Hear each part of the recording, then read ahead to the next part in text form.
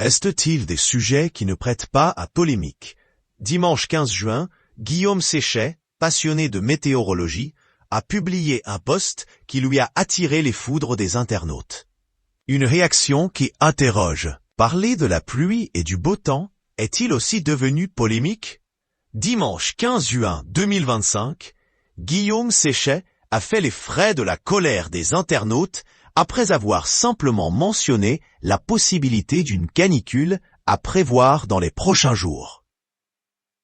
Le gérant du site météoville.com et présentateur sur BFM TV avait trouvé important de signaler qu'une canicule presque généralisée était possible à partir de la fin de semaine prochaine, tout en précisant que les scénarios restaient à affiner, d'après les journalistes du Parisien qui ont pour retrouver ce post publié sur X. Un post que le passionné de météo a supprimé quelques heures plus tard face à l'avalanche d'insultes. Voici où nous en sommes arrivés.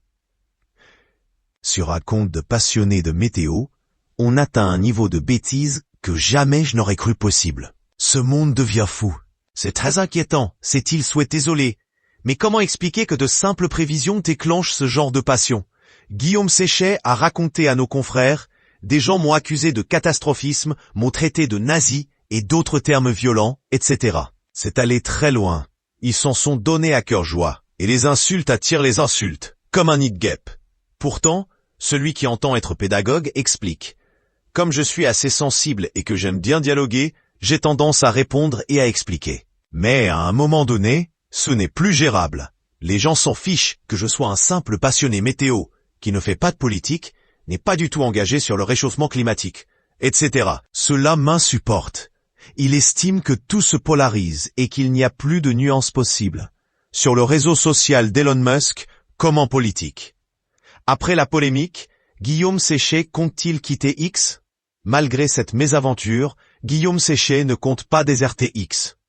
Alors que de nombreux scientifiques, en particulier ceux spécialisés sur les enjeux environnementaux, ont préféré supprimer leur compte et migrer vers des réseaux sociaux concurrents, l'habitué de BFM TV ne compte pas les suivre. La part de gens qui m'insultent sans même me connaître est généralement minoritaire et je ne veux pas leur laisser le terrain libre, se justifie-t-il à nos confrères.